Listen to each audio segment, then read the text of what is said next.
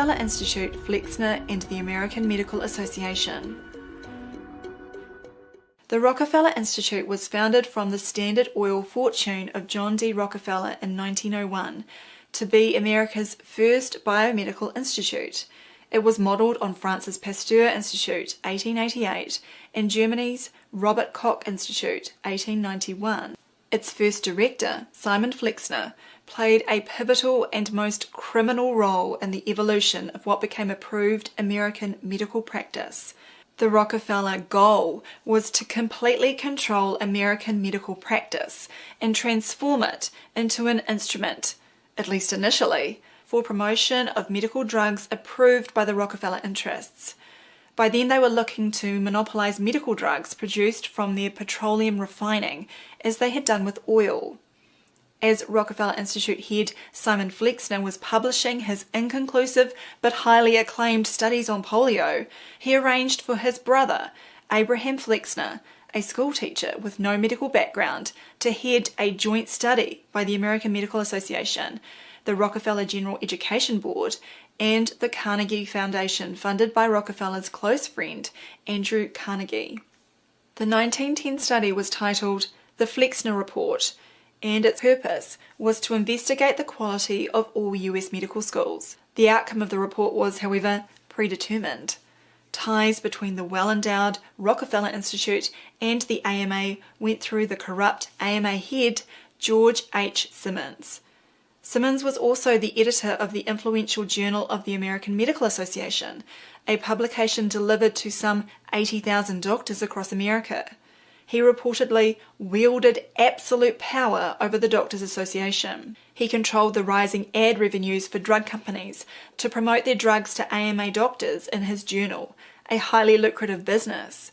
He was a key part of the Rockefeller medical coup that was to completely redefine acceptable medical practice away from remedial or preventative treatment to use of often deadly drugs and expensive surgeries. As head of the AMA, Simmons realised that the competition from a proliferation of medical schools, including then recognised chiropractic, osteopathy, homeopathy and natural medicine, was lessening income of his AMA doctors, as the number of medical schools had increased from around 90 in 1880 to over 150 in 1903. Abraham Flexner, former headmaster of a private school, toured various US medical schools in 1909 and recommended that fully half of the 165 medical schools be closed as what he defined as substandard. This reduced competition from other approaches to healing diseases. They ruthlessly targeted then widespread naturopathic medical schools, chiropractic ones, osteopaths, as well as independent allopathic schools unwilling to join the AMA regime. Then Rockefeller money went to the select schools with a proviso that professors be vetted by the Rockefeller Institute and the curriculum focus on drugs and surgery as treatment, not prevention, nor nutrition, nor toxicology as possible causes and solutions. They had to accept Pasteur's germ theory of disease, which claims one germ to one disease reductionism.